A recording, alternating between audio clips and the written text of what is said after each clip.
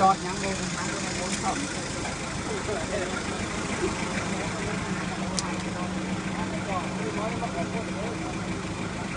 จะไหน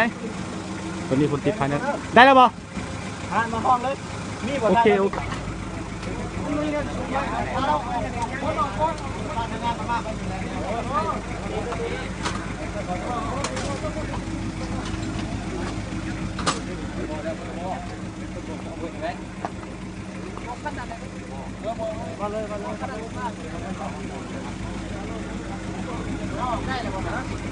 เคลื่อนย้ายลง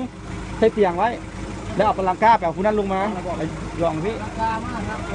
แม่ได้ได้ป่ะแป๊บเดียวเดี๋ยวถาปลังก้ามาด้วยแล้วกระดามขาจับเซตเท่าไหร่แล้วจำมึงดูมันบอกผู้แทนคนแทนตัวไหนฮะ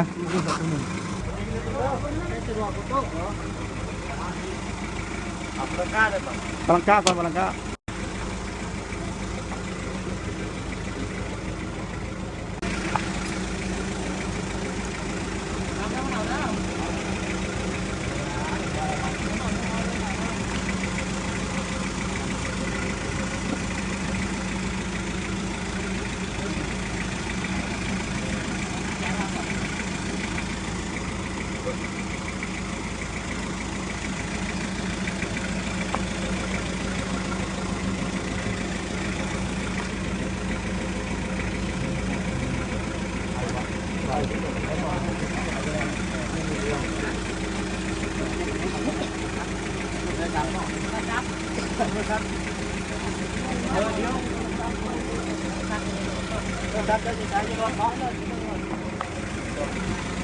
บดเอาเด้อบนเองรถตู้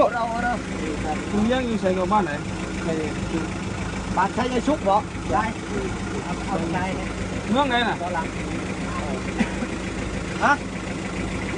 บนมันอยู่คนสวรรค์นี่เลยอุดมพรไม่ใช่คนสวรรค์